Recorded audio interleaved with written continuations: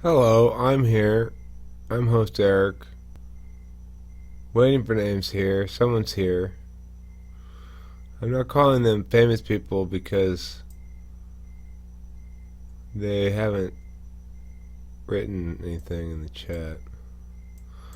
I have a video put up recently that says to be a famous person, all I have to do is say something in the chat. But so I'll implement that rule, that arbitrary rule, for a little while. See how that goes. You never know, that would be fine. Alright, well, I want to talk about objectivity. This notion of objectivity and how we make these distinctions between that which is more real and that which is less real. That which is more tangible, that which is less tangible. I got in a good argument with Beau. B-E-A-U, Beau. Famous person, Beau, over this very issue of objectivity and subjectivity. He wants to determine that there is something known as objectivity, that there are things that are objective, and then simultaneously to deny that status to moral truths. To me, that's where I want to fight you, right? That's where I want to fight about. Because my position is basically we have an objective moral calculus already in place. And it just requires the courage to use it.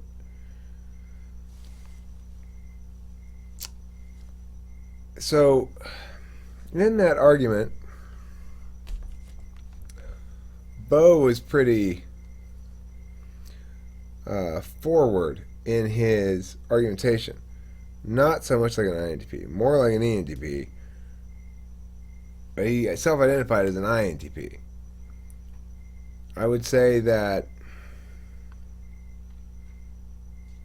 he shifted ground.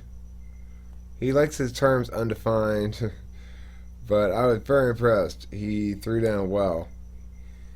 He was at you know what? He was an INTP for sure. Now that I think about it, even though he was excitable like an ENTP, a little bit more excitable than normal INTP maybe, which is to say, he wasn't afraid to talk over me as I was talking over him, that kind of stuff. We were having crossfire stuff going on. He wasn't afraid to throw down with that.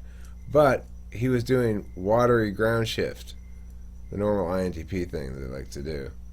They don't like to commit to things. But what he did commit to, though, was a distinction between objectivity and subjectivity. A claim that objectivity mattered, and a claim that it wasn't a status to be afforded to moral imperatives. Well, I strongly disagree with that. And I want to go into that a little bit as to why. First of all, we spend a lot of energy drawing these distinctions between objective, subjective, that we don't even understand what we mean by it. We just mean some things are more real than others. So, that's a weird claim to make in the first place. Why are we differentiating on this quality of realness? Why are we differentiating between things that are, well, that's just your opinion about it, but that's the way it actually is, right? So, okay. The answer to the first question is, why are we doing that? Well, because we can't have an entirely arbitrary reality in which if I say this is a duck, it's a duck, even though it's obviously a pack of cigarettes. Oh, okay. I mean, but what makes reality entirely arbitrary if I say gonna enjoy this cigarette. Let's say I am enjoying the cigarette. Yeah, I am enjoying the cigarette now. Here's the thing.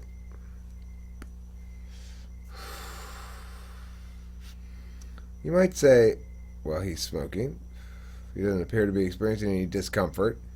He's saying the words, I'm enjoying this cigarette right now.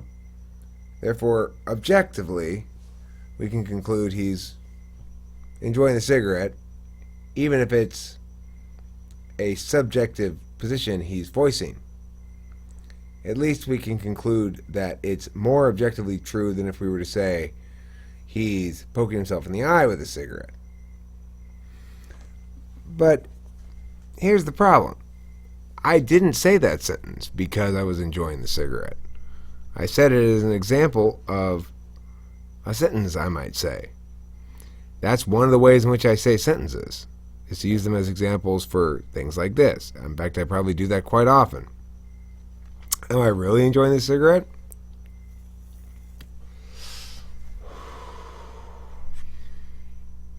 I guess so.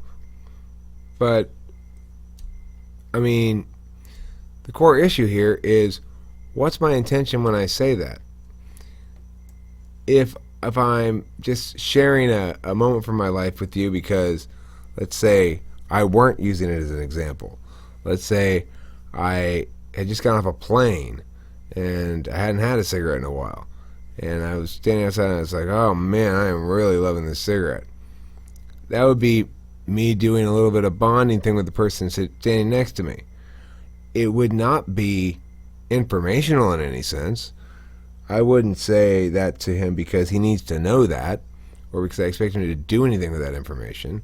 I just say it because it's a conversation starter, or just being friendly, or I don't know. I don't know why I say that, but I totally would imagine myself doing it. It's extroverted feeling stuff, I guess.